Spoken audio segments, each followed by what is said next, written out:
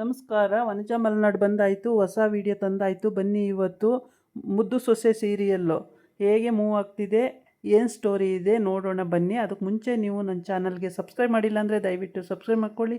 ಹಾಗೆ ಒಂದು ಲೈಕ್ ಕೊಡಿ, ಕಮೆಂಟ್ಸಲ್ಲಿ ಹೇಗಿತ್ತು ಅಂತೇಳಿ ಫ್ರೆಂಡ್ಸಿಗೆ ಶೇರ್ ಮಾಡಿ. ಇವತ್ತಿನ ಧಾರಾವಾಹಿ ಬಂದು ಮುದ್ದು ಸೊಸೆ ಧಾರಾವಾಹಿನಲ್ಲಿ ವಿದ್ಯಾ ಹೋಟೆಲಿಗೆ ಹೋಗಿರ್ತಾಳೆ. ಹೋಟೆಲ್ಗೆ ಹೋಗಿ ಬಾವುಟ ಹಿಡಿದು, ಬನ್ನಿ ನಮ್ಮ ಹೋಟೆಲಲ್ಲಿ ತಿಂಡಿ ಚೆನ್ನಾಗಿದೆ, ಕಾಫಿ ಚೆನ್ನಾಗಿದೆ, ಊಟ ಚೆನ್ನಾಗಿದೆ, ಬನ್ನಿ ಸಾರ್ ಬನ್ನಿ ಸಾರ್ ಬನ್ನಿ ಸಾರ್ ಅಂತ ಕರಿತಾ ಇರ್ತಾಳೆ. ಆವಾಗ ಅವ್ರ ಅಮ್ಮ ಅಲ್ಲಿಗೆ ಎಂಟ್ರಿ ಕೊಡ್ತಾಳೆ. ಅವ್ರ ಅಮ್ಮ ಎಂಟ್ರಿ ಕೊಟ್ಟಾಗ, ಏನವ್ವ ನೀನು ಇಲ್ಲಿ ಬಂದಿದ್ದು ಅಂತ ಕೇಳ್ತಾಳೆ. ಅದಕ್ಕೆ ಏನಿಲ್ಲ ವಿದ್ಯಾ, ಚೆನ್ನಾಗಿದೆಯಾ, ಮಾತಾಡ್ಸ್ಕೊ ಹೋಗೋಣ ಅಂತ ಬಂದೆ.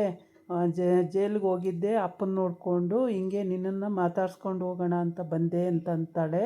ಅದಕ್ಕೆ ಹೌದೇನವ್ವ, ಅಪ್ಪ ಚೆನ್ನಾಗಿತ್ತ ಅಂತ ಕೇಳ್ತಾಳೆ. ಹ್ಞೂ ಅಪ್ಪ ಚೆನ್ನಾಗಿತ್ತೆ ಅಂತ. ಮತ್ತು ಈ ಕಡೆ ಬಂದ ವಿಷಯ ಏನವ್ವ ಅಂತ ಕೇಳ್ತಾಳೆ.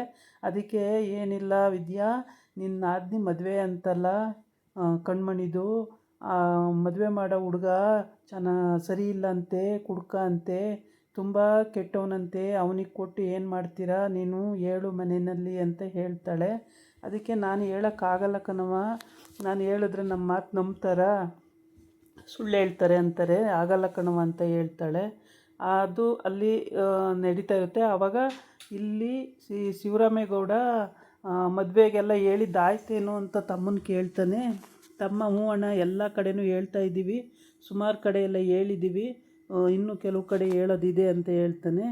ಆಮೇಲೆ ಕ್ವಾಟ್ಲೆಗೆ ಫೋನ್ ಮಾಡು, ಅವನು ಬರಲಿ, ಅಷ್ಟಕ್ಕೇ ಅವನು ಹೋಗಿದ್ದಾನಲ್ಲ ಅಂತ ಹೇಳ್ತಾನೆ. ಆಮೇಲೆ ಕ್ವಾಟ್ಲೆಗೆ ಫೋನ್ ಮಾಡ್ತಾನೆ ತಮ್ಮ. ಅವನು ಕ್ವಾಟ್ಲೆ ಬರ್ತೀನಿ ಅಂತೇಳಿ ಫೋನ್ ಎತ್ತುತ್ತಾನೆ. ಬರ್ತೀನಿ, ಏನಪ್ಪ ಚಿಕ್ಕ ಮಾವ ಇವತ್ತು ನನಗೆ ಫೋನ್ ಮಾಡಿಬಿಟ್ಟಿದ್ದಾರಲ್ಲ, ಬಾ ಅಂತೇಳಿ, ಏನು ವಿಶೇಷ ಅಂತೇಳಿ ಮಾತಾಡಿಕೊಂಡು, ಆಯಿತು ಬರ್ತೀನಿ ಮಾವ ಅಂತ ಹೇಳ್ತಾರೆ. ಆಮೇಲೆ ವಿದ್ಯಾ, ಹೇಳ್ತೀನಿ ಕಣವ, ನೋಡೋಣ ಏನು ಹೇಳ್ತಾರೆ ಮನೆಯಲ್ಲಿ, ನಾನು ಹೇಳಿದರೆ ನನ್ನ ಮಾತು ಯಾರೂ ನಂಬಲ್ಲ ಕಣವ ಅಂತ ಹೇಳ್ತಾಳೆ. ಇಲ್ಲ ವಿದ್ಯಾ, ಹೇಳು, ತುಂಬ ಕೆಟ್ಟ ಹುಡುಗನಂತೆ, ಕುಡ್ಕ ಅಂತೆ, ಜೂಜಾಡ್ತಾನಂತೆ, ಎಲ್ಲ ಶೋಕಿನೂ ಇದೆಯಂತೆ, ಅವನಿಗೆ ಕೊಟ್ಟು ಆ ಹುಡುಗಿನ ಯಾಕೆ ಹಾಳು ಮಾಡ್ತಾರೆ, ಮನೇಲಿ ಒಂದು ಸ್ವಲ್ಪ ಮಾತಾಡು ಅಂತ ಹೇಳ್ತಾಳೆ. ಆಯಿತು ಕಣವ ಹೇಳ್ತೀನಿ ಅಂತ ಹೇಳ್ತಾಳೆ. ಮನೆಗೆ ಬಂದು ಭದ್ರನ ಹತ್ರ ಅದನ್ನೆಲ್ಲ ಹೇಳ್ತಾ ಇರ್ತಾಳೆ. ಭದ್ರ ಹೇಳ್ತಾನೆ, ನೀವು ಫಸ್ಟೇ ಸುಳ್ಳು ಹೇಳೋ ಜನ, ಇನ್ನು ನಿಮ್ಮ ಅಪ್ಪ ಅದಕ್ಕಿಂತ ಸುಳ್ಳು ಹೇಳಿ ಜೈಲಲ್ಲಿ ಅವನು ಹೇಳಿದ ಮಾತನ್ನು ನಂಬಿಕೊಂಡು ನನ್ನ ತಂಗಿ ಮದುವೆ ನಿಲ್ಲಿಸೋದ, ಅದಾಗಲ್ಲ ಬಿಡು, ನಿಮ್ಮ ಮಾತನ್ನು ಯಾರೂ ನಂಬಲ್ಲ ಅಂತ. ನಮ್ಮ ಮಾತು ನಂಬಿ ಅಂತ ಹೇಳ್ತಾ ಇಲ್ಲ, ವಿಚಾರಿಸಿ ಎಲ್ಲ ಈಗ ಮಾತಾಡ್ತಾಯಿದ್ದಾರೆ, ಈಗ ಮಾತಾಡ್ತಿರೋದನ್ನು ಕರೆಕ್ಟಾಗಿ ತಿಳ್ಕೊಂಡು ಕೊಡಬೇಕೋ ಬೇಡವೋ ಅಂತ ಯೋಚನೆ ಮಾಡಿ ಅಂತ ಹೇಳ್ತಾಯಿದ್ದೀನಿ, ನಿಮ್ಮಿಷ್ಟ ಏನಾರ ಮಾಡ್ಕೊಳ್ಳಿ ಅಂತ ಹೇಳ್ಬಿಟ್ಟು ವಿದ್ಯಾ ಹೇಳೋವಷ್ಟು ಹೇಳ್ತಾಳೆ. ಎಷ್ಟು ಹೇಳಿದ್ರೂ ಅವ್ನು ತಲೆಗೆ ತಗೊಳ್ಳಲ್ಲ. ತಮಾಷೆ ಅಂದ್ಕೊಂಡು ಮಾತಾಡ್ತಾನೆ.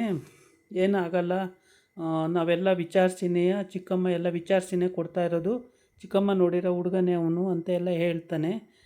ಚಿಕ್ಕಮ್ಮನೇ ನೋಡಲಿ, ಯಾರ್ಯಾರು ನೋಡಲಿ, ಫಸ್ಟು ಹುಡುಗ ಅಕ್ಕಪಕ್ಕ ಎಲ್ಲ ವಿಚಾರಿಸಿ, ಹುಡುಗನ ನಡೆ ಬಳಿಕೆ ಎಲ್ಲ ವಿಚಾರಿಸಿ ಕೊಡೋದು ನೋಡಿ, ನಾನೇನೇ ಹೇಳಿದ್ದೀನಿ, ಇದ್ರ ಮೇಲೆ ನಿಮ್ಮಿಷ್ಟ ಅಂತೇಳಿ ಅವಳು ಹೋಗಿ ಮಲ್ಕೋತಾಳೆ.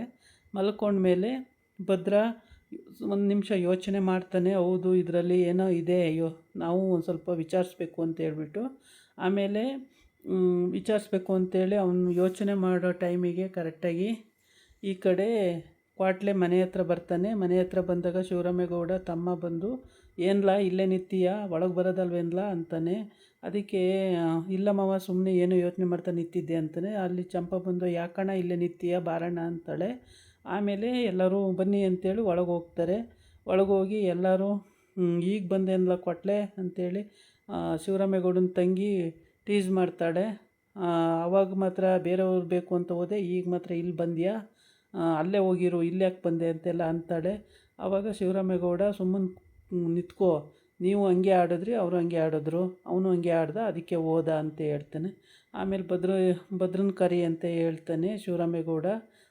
ಅಣ್ಣ, ನಾನು ಆವಾಗಲೇ ಕರಿಯಕ್ಕೆ ಕಳಿಸಿದ್ದೀನಿ ಅಂತ ಹೇಳ್ತಾನೆ. ಆಮೇಲೆ ಭದ್ರ ಬರ್ತಾನೆ. ಬಂದ ಮೇಲೆ ಶಿವರಾಮೇಗೌಡ ಹೇಳ್ತಾನೆ, ಆಗೋದಾಗೋಗಿದೆ, ನೀವು ಹುಟ್ಟಿದಾಗಿಂದನೂ ಫ್ರೆಂಡ್ಸ್ ಆಗಿರೋದ್ರಿಂದ ಇಬ್ಬರು ಫ್ರೆಂಡ್ಸ್ ಆಗಿರಬೇಕು, ಹಿಂಗೆ ಕಿತ್ತಾಡಬಾರ್ದು ಕಂದ್ಲ ಭದ್ರ, ಅವನ್ನ ಮಾತಾಡಿಸು, ಮನೆಗೆ ಬಂದಿರೋರನ್ನ ಮಾತಾಡಿಸ್ತಾ ಇರ್ಬೋದು, ಅವನ್ನ ಮಾತಾಡಿಸು ಅಂತ ಹೇಳ್ತಾನೆ. ಆವಾಗ ಭದ್ರ ಏನಿಲ್ಲ ಇಷ್ಟು ದಿನ ಆದಮೇಲೆ ಈಗ ದಾರಿ ಕಾಣ್ತೇನಲ್ಲ ಅಂತಾನೆ. ಅಯ್ಯೋ ಇಲ್ಲ ಭದ್ರ, ನಾನು ಆವಾಗಲೇ ಬರಬೇಕು ಅಂತ ಇದ್ದೆ, ಆದರೆ ನೀನು ಎಲ್ಲಿ ಸಿಕ್ಕಿರೂ ಮಾತಾಡಿಸ್ತಿಲ್ಲ, ಅದಕ್ಕೆ ಸುಮ್ಮನಾಗಿದ್ದೆ ಅಂತ ಹೇಳ್ತಾನೆ. ಆಮೇಲೆ ಇಬ್ಬರು ತಪ್ಪಿಕೊಂಡು ಇಬ್ಬರು ಫ್ರೆಂಡ್ಸ್ ಆಗ್ತಾರೆ. ಆಮೇಲೆ ಎಲ್ಲ ನಗಾಡ್ಕೊಂಡು ಶಿವರಾಮೇಗೌಡ ಎಲ್ಲ ನಗಾಡ್ಕೊಂಡು ಎಲ್ಲ ಸ್ನೇಹಿತರು ಒಂದಾದ್ರಲ್ಲ ಅಂಥೇಳಿ ಖುಷಿಯಾಗಿ ಮಾತಾಡ್ತಾ ಇರ್ತಾರೆ. ಆಮೇಲೆ ಭದ್ರಂಗೆ ವಿದ್ಯಾ ಹೇಳಿದ ವಿಷಯನೇ ಡೌಟ್ ಹೊಡಿತಾ ಇರುತ್ತೆ, ತಲೆಯಲ್ಲಿ ಕೊರಿತಾ ಇರುತ್ತೆ, ಯಾರನ್ನಾರು ವಿಚಾರಿಸ್ಬೇಕಲ್ಲ ಅಂತ ಯೋಚನೆ ಮಾಡ್ತಿರ್ತಾನೆ. ಆವಾಗ ಅವನು ಅಲ್ಲೋಗಿ ಅವನಿಗೆ ಪರಿಚಯ ಇದ್ದವ್ರನ್ನ ವಿಚಾರಿಸ್ತಾನೆ, ಅವರು ಗೊತ್ತು ಮಾಡಿದ್ದವ್ರನ್ನ ವಿಚಾರಿಸಿದ್ರೆ ಅದಕ್ಕಿಂತ ಮುಂಚೆ ಶಿವರಾಮೇಗೌಡ ಇವನನ್ನ ಕ್ವಾಟ್ಲೆನ ಕರೆದು ಎಲ್ಲರಿಗೂ ಹೇಳಿ, ಮದುವೆಯಲ್ಲೆಲ್ಲ ಓಡಾಟ ನಿಂದೇ ಆಗಿರುತ್ತೆ ಕಣೋ, ನೀನೇ ಓಡಾಡಬೇಕು ಕ್ವಾಟ್ಲೆ, ಮತ್ತು ಏನು ಇದು ಮಾಡಬೇಡ, ಆ ಕಡೆ ಹೋಗಬೇಡ, ಹಾಗೆ ಹೀಗೆ ಅಂತೆಲ್ಲ ಹೇಳ್ತಾನೆ. ಇವ್ರು 4 ಜನಕ್ಕೆ ಅವ್ನು ಬಂದಿರೋದೇ ಇಷ್ಟ ಇರಲ್ಲ, ತುಂಬಾ ಇದು ಮಾಡ್ಕೊಳ್ತಾರೆ. ಅಯ್ಯೋ ಏನೋ ಬಂದುಬಿಟ್ಟ ಇವನು ಬೇರೆ ಅಂತೇಳ್ಬಿಟ್ಟು.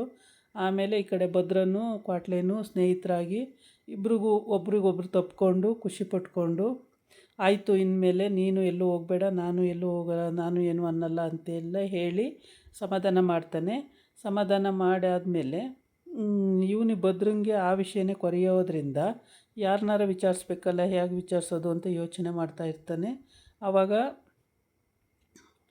ಯೋಚನೆ ಮಾಡುವಾಗ ಇವರಿಬ್ಬರು ಸ್ನೇಹಿತರು ತಪ್ಪಿಕೊಂಡು ಖುಷಿಯಾಗಿ ಇದು ಮಾಡ್ಕೊತಾರೆ. ಆಮೇಲೆ ಭದ್ರ ಅವನೇನೇ ಮಾಡ್ತಿದ್ರು ಅವನ ಯೋಚನೆಗಳು ಅಲ್ಲೇ ಇರ್ತವೆ. ನನ್ನ ತಂಗಿ ಕಣ್ಮಣಿ ಕೊಡೋದು, ಹೇಗಿದನೋ ಹುಡುಗ, ಅವನ ನಡತೆ ಏನೋ, ಏನು ಕತೆನೋ ಅಂತ ಇದನ್ನೇ ಯೋಚನೆ ಮಾಡ್ತಿರ್ತಾನೆ.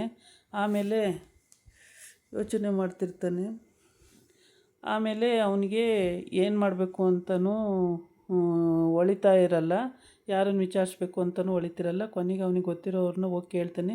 ಅವ್ರು ಹೇಳ್ತಾರೆ, ಹುಡುಗ ಒಳ್ಳೆಯವನು, ತುಂಬ ಒಳ್ಳೆ ಹುಡುಗ, ಯಾವತ್ತೋ ಒಂದೊಂದು ದಿವಸ ಡ್ರಿಂಕ್ಸ್ ಮಾಡ್ತಾನೆ, ಅದು ಬಿಟ್ಟರೆ ಇನ್ನೆಲ್ಲ ವಿಚಾರದಲ್ಲೂ ಅವನು ಒಳ್ಳೆ ಹುಡುಗ ಅಂತ ಹೇಳ್ತಾನೆ ಸುಳ್ಳು. ಆಮೇಲೆ ಡ್ರಿಂಕ್ಸ್ ಏನಣ್ಣ ಎಲ್ಲ ಮಾಡ್ತಾರೆ, ಈ ಕಾಲದಲ್ಲಿ ಮಾಡದೇ ಇದ್ದಾರೆ ಯಾರವರೇ, ಸರಿ ಬಿಡೋಣ ಅಂಥೇಳಿ ಅವನು ಅಲ್ಲಿಗೂ ಸಮಾಧಾನ ಮಾಡಿಕೊಂಡು ಅಲ್ಲಿಂದ ಮನೆಗೆ ಬರ್ತಾನೆ. ಅಷ್ಟು ಬೇಗ ಈಶ್ವರಿಗೆ ಅಷ್ಟು ಬೇಗ ಅವನು ಆ ಗಂಡಿನ ಮನೆಗೆ ಫೋನ್ ಮಾಡ್ತಾನೆ. ಗಂಡಿನ ಅಪ್ಪ ಈಶ್ವರಿ ಫೋನ್ ಮಾಡ್ತಾನೆ. ಈಶ್ವರಿ ಅಲ್ಲೂ ಹೋಗಿ ಭದ್ರ ವಿಚಾರ್ಸೋಕ್ಕೆ ಹೋಗೋವನ, ಅದನ್ನೆಲ್ಲ ತಿಳ್ಕೊಳಕ್ಕೆ ಹೋಗೋವನ ಅಂತ. ಎಷ್ಟೇ ಆದ್ರೂ ಬಾವನ ಮಗ ಅನ್ನೋ ಕರುಣೆ ಇಲ್ದಲೇ ಅವಳು ಈಶ್ವರಿ ದುಡ್ಡಿನ ಆಸೆಗೆ ಆ ಥರ ಮಾಡಿದ್ದಾಳೆ. ಇದಾಗಿತ್ತು ಇವತ್ತಿನ ವಿಡಿಯೋ. ನಾಳೆ ಇನ್ನೊಂದು ವಿಡಿಯೋ ಜೊತೆ ಬರ್ತೀನಿ. ನಮಸ್ಕಾರ. ಬಾಯ್.